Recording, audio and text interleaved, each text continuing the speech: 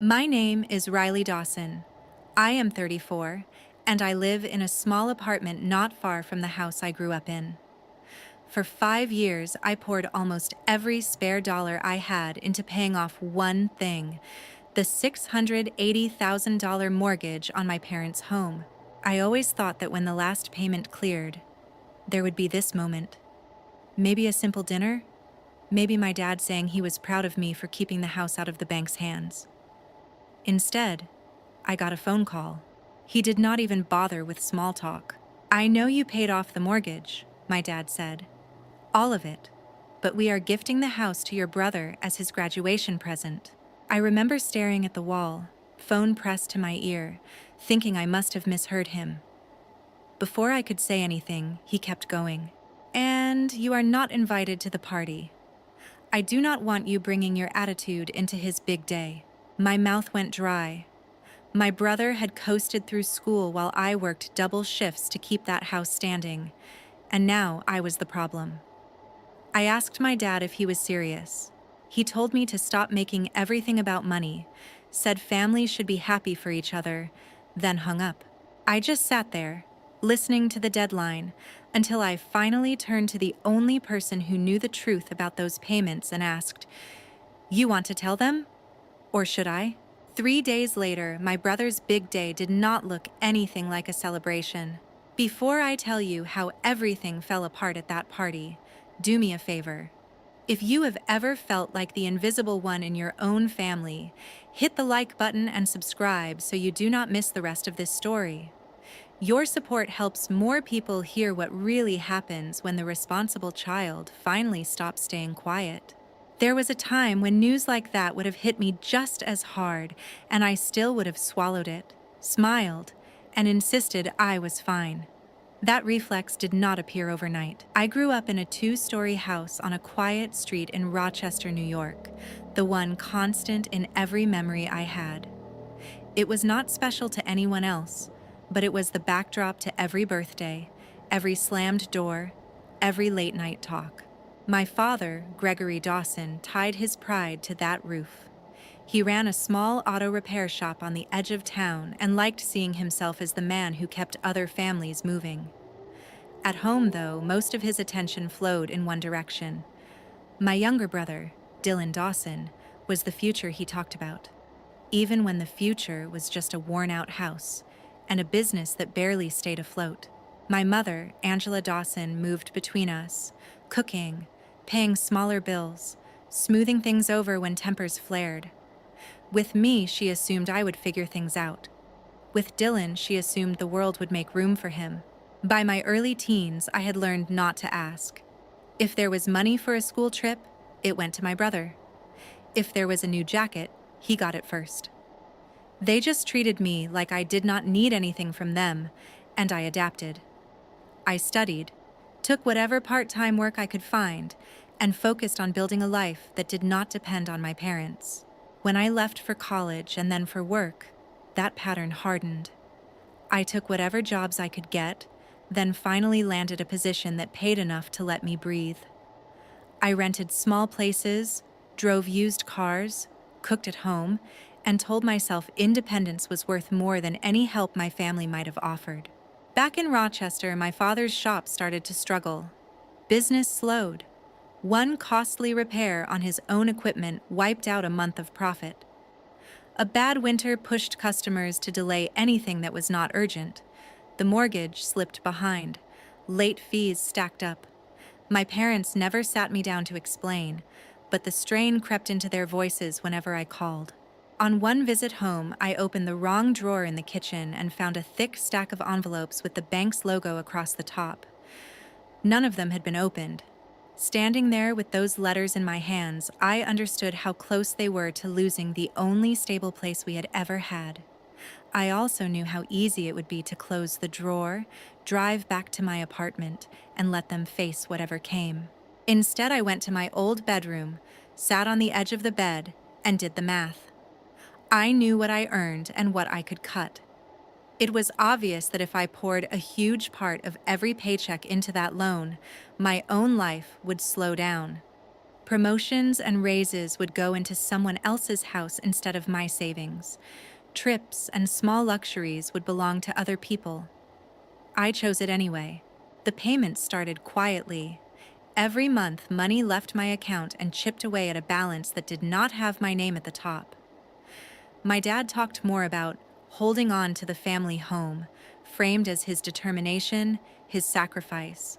My mom thanked me in small, private ways, a meal when I visited, a message saying she loved me, but she never pushed him to admit what I was really doing. When things grew especially shaky, a relative stepped in to make sure one bad year would not wipe out everything. My uncle, Edward Lane, helped my parents sign a set of papers that tied the house and the loan to a more protected arrangement as long as the payments kept flowing. My name appeared in those pages, linked to responsibilities I was already carrying and to rights I barely thought about. I told myself it was enough just knowing my parents could sleep without wondering if a letter in the mailbox would take their house away. For a long time, I believed that. The days after I started sending those large payments blurred into a narrow routine. Work, bills, transfers, and then a small wave of relief whenever I saw the mortgage balance shrink. I kept telling myself that once the debt was gone, things between me and my parents would finally feel closer to respect than obligation. From my apartment, I watched Rochester move through its seasons. Snow turned to slush. The trees outside my window burned orange and red before going bare again. Each change outside matched another statement filed into a box under my bed, proof that I was still holding up a house I did not live in. On the weekends, I drove back to the old street. Nothing on the surface looked different. The siding still needed paint. The front steps still creaked. Inside, though, I felt the gap widening. My father talked more about how hard he was fighting to keep the place, how much he had sacrificed, how proud he was that the family home was still in our name. My role stayed unspoken, tucked into the same drawer where he kept the bank letters. When Dylan's final year of college started, everything in that house tilted toward him. Phone calls revolved around his classes and his plans. My mother asked if I could come to his graduation because she wanted pictures with both of her children. My father planned a party and called it the fresh start the family needed. By then, the mortgage was almost gone. I knew how many payments were left and could already picture the moment when the last one cleared. In my head, it was simple. We would gather in the kitchen, my parents would open the letter from the bank, and the three of us would share the same understanding of what had been saved and who had saved it. I did not expect a speech. I did hope for honesty. The reality that followed felt nothing like that. There was no kitchen scene, no shared relief. There was only the bare fact that the loan was finally cleared, and the sense that my parents had been planning a celebration that did not include me, in a house I had dragged back from the edge. The idea that something was deeply wrong settled in my chest. It would have been easy to tell myself I was overreacting, that I should be grateful they kept the house no matter how they framed it. That was the story I had been repeating for years, but it sounded different now, like a script someone else had written for me. I pulled the folder with the trust documents out of my closet and read them properly. My name sat on those pages, tied not just to responsibility but to future control of the property. The house was not some vague family heirloom. It was bound to agreements and conditions my father had accepted when he was desperate.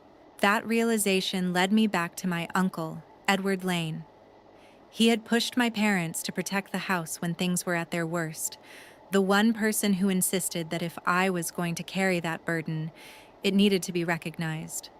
Sitting across from him again, I understood he had always assumed I knew how much power those papers gave me. I left that meeting with a sharper picture than I had ever had. The house I had been paying for was not a prize my father could hand to my brother because it suited the story he wanted to tell. It was an asset anchored to my choices, my sacrifices, and my name. For the first time, I stopped planning how to keep the peace and started considering what it would mean to stop letting other people edit me out. Graduation weekend arrived feeling less like a milestone for my brother and more like a test of how completely I could be written out of my own work. That Friday night, I turned onto my parents' street and saw cars pressed along the curb, porch wrapped in string lights, a banner with my brother's name over the front door. From the outside, the house looked like a neat story about sacrifice paying off. Inside, the sound hit first. Relatives filled the rooms with paper plates and plastic cups, conversations stacked on top of one another. A few hugged me in passing, surprised I had come, but their attention slid away almost immediately. Their questions and praise flowed toward my brother without slowing. As I moved along the edges, fragments of talk kept reaching me. People discussed where he might work, how he would set up his place, what he should do with the yard once he moved in. The house I had been funding month after month had already been recast as his starting point. No one questioned the premise. They were simply repeating the version my parents had offered them. My father drifted through the crowd, retelling a polished account of the last few years. In his story, he was the one who had held the family home together, the one who had pushed through lean months by sheer determination. My mother stayed close, topping off drinks, nodding at the right moments, keeping the focus where he wanted it. Neither of them mentioned the transfers that had cleared the debt. Across the room, my Uncle Edward watched with a quiet steadiness. He knew exactly what the documents in our folder said about who had carried the mortgage and how the property was structured now. He also knew my father had no intention of sharing that detail with anyone tonight. Eventually, my father called everyone into the living room. People squeezed onto the couch and lined the walls. He stood by the old fireplace and talked about the house as the heart of the Dawson family, about weathering hard years, about believing his son would carry things forward. Then he said the line I had been waiting to hear out loud. The home would serve as my brother's graduation gift, the foundation for his future. Hearing that declared in front of a room full of relatives turned the phone call into something heavier. It was not just a private insult anymore. It was an invitation for everyone present to agree that my part did not matter. Edward stepped in before that version of the story could settle. In calm, plain language, he reminded my father that the house was not an heirloom that could change hands with a toast. He mentioned the trust they had put in place when the bank letters piled up, the structure that existed because someone else had taken on the payments. He did not use my name, but the connection was sharp enough that several eyes shifted toward me. The mood changed in small, noticeable ways. The applause my father seemed to expect never really arrived. People began slipping out earlier than they might have otherwise. He brushed off Edward's reminder as a technical point, insisted everyone knew what he meant, and let the night wind down. I drove back to my apartment with a different kind of clarity. As long as I left my story in their hands, my work would stay in the background. If any line was going to be drawn, it would have to come from me. A few days later, I went back to the house alone. The banner and lights were gone. The street had settled back into its usual quiet. I climbed the front steps, slid my key into the lock, and felt it stop halfway. The mechanism had been changed.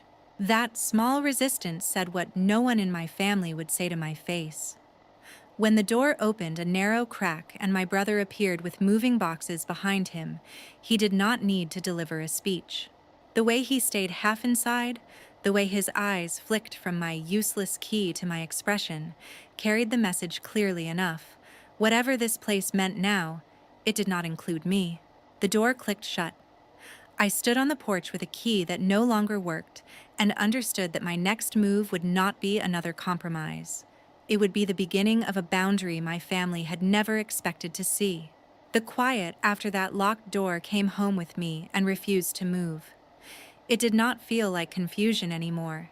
It felt like a decision my family had made, and I was finally seeing it without excuses. The useless key sat in the middle of my coffee table. Now it was just metal, a reminder of how much of my life I had poured into a house I could not even walk into. I barely slept. Every time I closed my eyes, I saw the porch, the new lock, my brother filling the doorway as if that space had always belonged to him. The warm story I had repeated to myself about doing the right thing for my parents sounded thin and tired. In the morning, I pulled the storage box from under my bed and carried it to the kitchen table. I emptied it until the surface disappeared under paper. Statements, emails, copies of mortgage notices, all the proof that I had not imagined any of it. Each page marked a moment when I chose their stability over my own. I added the trust documents my uncle had pushed them to sign. I read them slowly, like a contract instead of a favor. My name was woven through the clauses, tied not just to responsibility, but to future control. The house was not simply a sentimental family symbol. It was linked in writing to the money I had already spent. For the first time, I treated the situation like work. I listed what I could not change and what I actually controlled. I could not make my parents fair. I could not make my brother grateful. I could decide where my money went and how my name appeared on anything tied to that property. That list led me to attorney Patrick O'Neill. I brought the folders, set them on his desk, and laid out the sequence without softening it.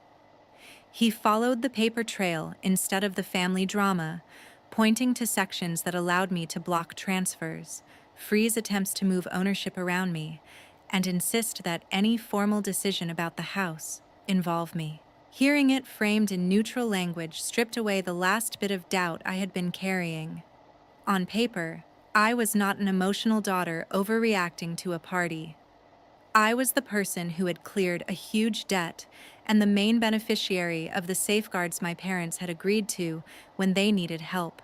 I called my cousin, Nina Lane, who worked with financial records and knew more about messy properties than she ever wanted to. She confirmed that my father had already started pushing the house toward my brother and had run into questions because of the trust. It was not confusion on his part. It was a calculated risk based on the belief that I would stay quiet. Later, I stopped by our old neighbor's place, Martha Reed's small house right across from my parents'. She had watched our family long enough to notice when something serious shifted behind the polite version. She understood that official envelopes or unfamiliar cars might start appearing, and that those details would matter. That night, I gathered the papers back into neat stacks, slid them into their folders, and put them on the shelf where I could reach them easily. They did not feel like old records anymore. They felt like tools. I was done waiting for my parents to suddenly decide to be fair. Whatever happened next would not depend on their goodwill. It would depend on how far I was willing to go to protect the part of this story that actually belonged to me. By the time my extended family gathered near the water for our usual summer cookout, the house had stopped feeling like a backdrop and started feeling like a line someone was trying to push me behind. The park sat not far from Lake Ontario. Folding chairs circled the grills, kids ran between coolers, and relatives exchanged the same greetings they used every year. On the surface, it was just another Dawson gathering. This time, almost every conversation bent toward my brother. People asked him about job interviews, apartments, plans for the next few years. The house appeared in those talks like a prize waiting at the end of a game he had barely played. I listened as my father repeated the version he liked best. In that version, he had pushed through strain, kept the loan current through sheer will, and now had the satisfaction of seeing his son step into a secure future. When relatives asked how they had managed to hold on to the place, he talked about tightening belts and believing things would turn. My name did not fit anywhere in that narrative, so he left it out. My mother stayed close to him, refilling plates and adding small comments that reinforced the image. She talked about how excited she was to see my brother settle into the house, how it meant the home would stay in familiar hands. To anyone listening, it sounded like a simple, sentimental decision. The agreements and the years of payment stayed buried. I had not come empty-handed. A thin folder rested in my bag, the same one that had sat on my kitchen table while I sorted every statement and clause. I had no plan to wave it around, but I also had no intention of letting my father's story harden into fact without any resistance. When a group of relatives sat down at one of the picnic tables and the conversation slid toward the house again, I felt a choice appear. I could let the story pass, nod along, and watch the lie settle in, or I could introduce something that would not let it sit comfortably. I took out the folder, opened it to a page that carried my name beside the terms of the trust, and set it on the table. I watched eyes move from the paper to my father and then back to me. In that small circle, the idea that the house had been a simple gift began to dissolve. Questions followed, enough to disturb the smooth script my parents had prepared. Relatives who had assumed the story was straightforward started to realize there were pieces missing. My father tried to wave it off as legal fine print. My mother tried to steer the conversation back to lighter topics. The mood never quite returned to the warmth they wanted. The cookout went on, but something underneath it shifted. A few cousins pulled me aside later, and short messages appeared on my phone that evening. People who had accepted my father's version by default now understood there was more to it, even if they did not say so directly. A day or two later, my brother posted a short video. In it, he stood in front of the house, gesturing toward the porch and the windows as if unveiling a finished project. The caption framed it as the beginning of his life there, and a symbol of how proud our parents were. The comments poured in from friends and family, full of congratulations and plans to visit. Watching it from my apartment, I saw a public claim to a place that had already cost me more than most of them would ever know. My part in that story vanished with each reaction. I did not respond. I did not correct anyone. I closed the app, looked at the folders lined up on my shelf, and let the quiet in my apartment confirm that I was finished playing along. In the days before my brother's celebration, my schedule stayed the same, but my focus changed. I stopped hoping for a last-minute apology and started treating everything ahead of me as follow-through on decisions I had already made. The folders on my shelf were no longer background clutter. They were the boundary I intended to hold. On the morning of his big day, my cousin Nina confirmed that the filings Patrick prepared were live in every system that mattered. My years of payments, my name, and the trust my Uncle Edward helped create were now recorded in places my parents could not rewrite with a story. For the first time, the version of events I had lived through stood next to theirs in something more permanent than memory. Later that morning, city officials walked up the front steps of the house I had funded. Martha watched them from across the street. My parents opened the door expecting early guests, and instead received formal notice that the property was under review. The house could not be handed over as a simple gift while the trust existed and a dispute was active. The people on the porch did not know anything about favoritism or family speeches. They saw a document trail and obligations that could not be ignored. Martha told me that my father's confidence slipped in a way she had never seen. For years he had assumed his version of events was the only one that would ever matter. The envelopes left in his hallway said otherwise. Around midday, a tow truck arrived for my brother's car. The lease he had treated as a symbol of his smooth future was behind on payments, and there was no one left to quietly cover the shortfall. Early guests watched in awkward silence while the car was pulled off the driveway and taken away. For once, the cost of his choices landed where it belonged, instead of rolling toward me. That afternoon, I drove back to the old street. Patrick met me with a slim stack of documents. My Uncle Edward joined us with the folder that tied the house to the agreement he had insisted on when my parents were desperate. Walking up the path between them, I felt nervous, but I also felt finished. I was not there to ask for a place. I was there to enforce the one I already held. My parents answered the door with my brother behind them. Patrick laid out the present tense in calm, plain language. The trust would be enforced. The house could not be treated as my brother's personal gift while the dispute remained open. Any change in control would now require my consent. A short window was set for them to remove their belongings while a locksmith changed the locks. Where they went next would be their responsibility. not mine. In the weeks that followed, they adjusted to circumstances that finally matched their choices. My father and mother moved into a modest rental on the other side of town. My brother shared an apartment with people who judged him by what he did each day, not by promises my parents made about his potential. The house stayed where it had always been, but it no longer served as a prop in a story I was expected to applaud. I finished the repairs, met with Patrick and Edward, and decided how to use the property by asking a question I had ignored for years. What would serve my life best? The answer was simple and practical. The house became an asset tied to my work and my name, not an altar to a version of family that only functioned if I stayed small. Once those decisions were in motion, I stepped back from the rest. Calls went unanswered. Messages that tried to paint me as cruel or ungrateful stayed unopened. I told relatives I was done standing trial in conversations where the verdict had already been written. The distance felt strange at first, but it was the most honest thing I had ever done with them. Looking back, the turning point was not a single notice or the sound of a tow truck.